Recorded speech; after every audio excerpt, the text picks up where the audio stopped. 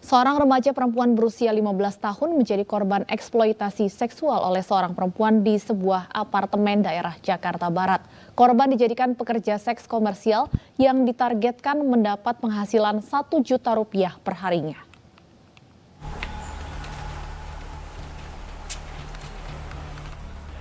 Didampingi kuasa hukum, seorang bapak melaporkan eksploitasi seksual yang dialami oleh anak perempuannya yang masih berusia 15 tahun. Sang anak mengaku dipaksa menjadi pekerja seks komersial yang melayani pria hidung belang di apartemen wilayah Jakarta Barat. Peristiwa itu terjadi selama 1,5 tahun dan baru diketahui keluarga pada Juni lalu. Menurut kuasa hukumnya, korban diajak pelaku ke sebuah apartemen untuk tinggal bersama. Korban dijanjikan sejumlah uang dan akan dibiayai untuk mempercantik diri. Namun korban tidak diperbolehkan pulang dan dipaksa untuk melayani pria hidung belang di kamar apartemen dan diberi target untuk menghasilkan pendapatan 1 juta rupiah per harinya. Selama disekap, korban diintimidasi agar tidak kabur dan menolak pelanggan. Meski boleh sesekali pulang ke rumah, korban diawasi dan diancam tidak menceritakan apa yang dialaminya ke orang tua. Apartemen disewakan 20 kamar hanya untuk itu tadi, menjajakan anak-anak di bawah umur ini, gitu. Kalau tidak menghasilkan uang 1 juta per hari, dia diminta untuk bayar utang, gitu kan. Tidak bisa menghasilkan uang 1 juta per hari dengan dia, katakanlah tanda kutip tadi, menjajakan diri, gitu kan. Maka dia diminta untuk membayar utang 35 juta ya Pak ya. Loh, dari mana utang itu? Jadi eksploitasinya itu dalam bentuk penekanan tadi. Oke. Sesuai dengan hukum aja berlaku dari inilah, sesuai dengan hak anak juga kan.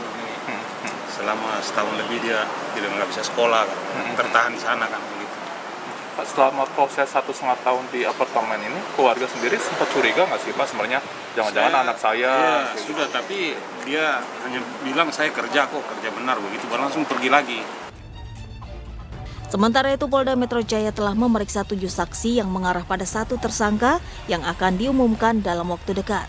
Kasus ini juga sudah di tahap penyidikan.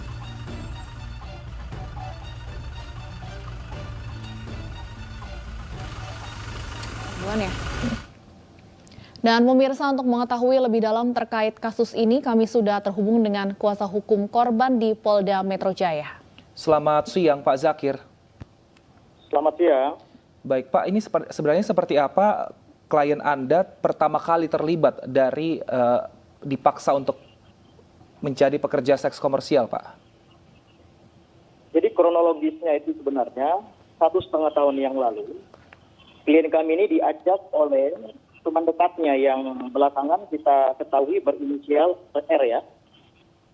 Kemudian sampai di suatu tempat itu, apartemen itu, ternyata klien kami ini diperkenalkan dengan mucikari itu yang berinisial EMD.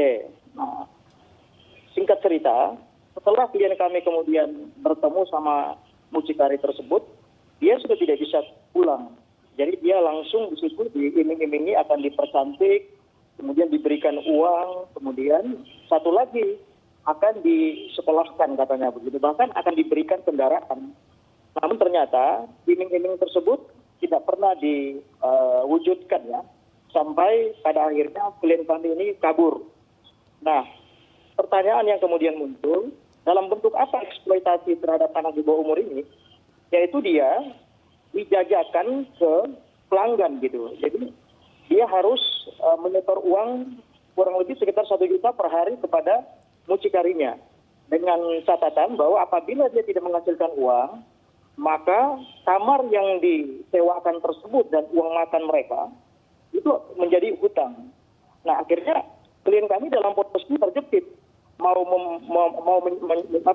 melarikan diri di satu sisi, tapi dia punya hutang. Baik. Tapi di sisi lain dia juga tersandra dengan keadaan itu. Nah, itulah kemudian dia akhirnya memutuskan untuk kabur dan melaporkan kekayaan ini ke Polda Metro. Demikian. Pak Zakir, artinya klien Anda ini bukan satu-satunya korban yang dipaksa menjadi PSK? Iya, kalau mendengar cerita klien kami bahwa di dalam satu tower apartemen itu ada 20 kamar yang disewakan memang hanya untuk kegiatan atau praktik bisnis itu.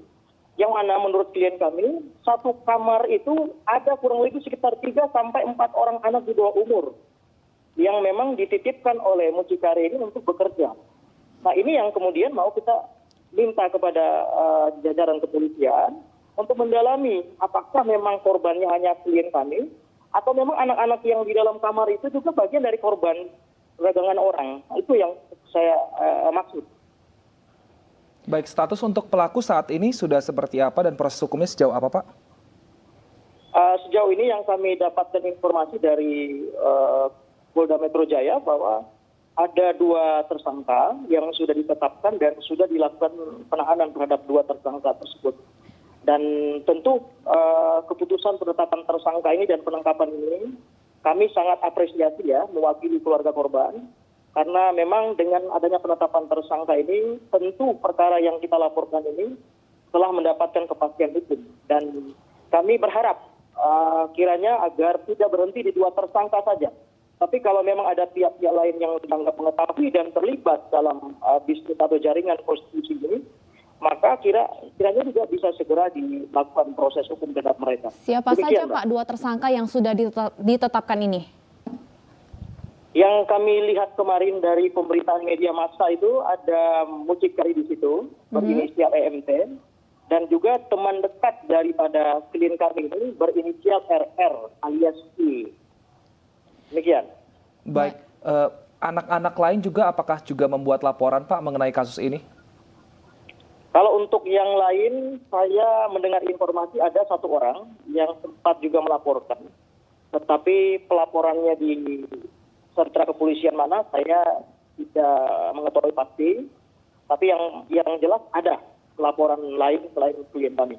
Pak Zakir, berapa lama klien Anda disekap di apartemen tersebut sebelum akhirnya berhasil kabur? 1,5 tahun dia diperdagangkan ya, kurang lebih begitu. Dengan motif tadi itu, dia harus menghasilkan uang 1 juta per hari. Kalau mendengar cerita dari klien kami, 1 kali melayani pelanggan itu di harga 300 sampai 500 ribu. Itu beragam ya. Nah, ini yang mungkin kita minta agar di stop lah kegiatan seperti ini karena telah menghancurkan masa depan anak-anak bangsa. Selama Demikian. 1,5 tahun itu korban tidak pernah bisa keluar dari apartemen sama sekali artinya, Pak? Dia sempat keluar kalau izin untuk bertemu sama keluarganya. Tetapi waktu yang diberikan oleh mucikari ini terhadap korban ini hanya 20-30 menit saja. Itu pun tidak diperbolehkan untuk menceritakan apa pekerjaannya. Orang tua tidak curiga seperti itu, Pak? Mengetahui apa keluarga pastinya. Orang tua tidak curiga, Pak, dengan apa yang dilakukan anaknya? Orang tua tidak curiga karena memang penjelasan korban ini bahwa dia bekerja di toko. Jadi sepanjang pengetahuan keluarga kalau toko kan baik-baik saja ya. Nah, apalagi memang ada tekanan dari pihak mucikarinya. Kalau misalkan dia berkata jujur atas pekerjaan yang sebenarnya, maka dia harus membayar utang 35 juta. Nah, utang ini sampai saat ini kita nggak tahu sumber utang itu dari mana. Gitu loh. Jadi korban diancam jika memberitahukan kepada keluarga akan dikenakan hutang sebesar 35 juta rupiah itu tadi Pak Zakir? Iya, betul. Jadi kalau misalkan dia jujur tentang pekerjaannya, maka dia dibebankan hutang 35 juta. Nah, anak ini karena memang 35 juta dianggapnya besar, ya dia nggak mau cerita yang sebenarnya. Baik, Nah, itu kondisi yang korban saat ini intimidasi dia bagaimana selama Pak ini. Zakir? Bagaimana? Kondisi korban saat ini seperti apa?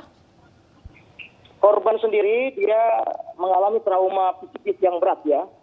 Karena dia juga banyak diam, kalau ditanya baru ngomong. Jadi saya rasa dengan adanya penangkapan dan penetapan tersangka ini sudah cukup bisa mengurangi beban psikis tadi. Karena memang dia juga terbebani ya dengan dia melaporkan, dia khawatir ada serangan balik gitu dari terlapornya. Tapi ternyata sudah ditersangkakan dan alhamdulillah kita mengapresiasi langkah tegas kepolisian. Demikian. Baik, terima kasih Pak Zakir atas waktunya. Kita harapkan juga semoga korban lain ini segera melapor sehingga kasus ini bisa semakin jelas dan tidak ada lagi yang terlibat dalam prostitusi seperti ini. Terima kasih Pak.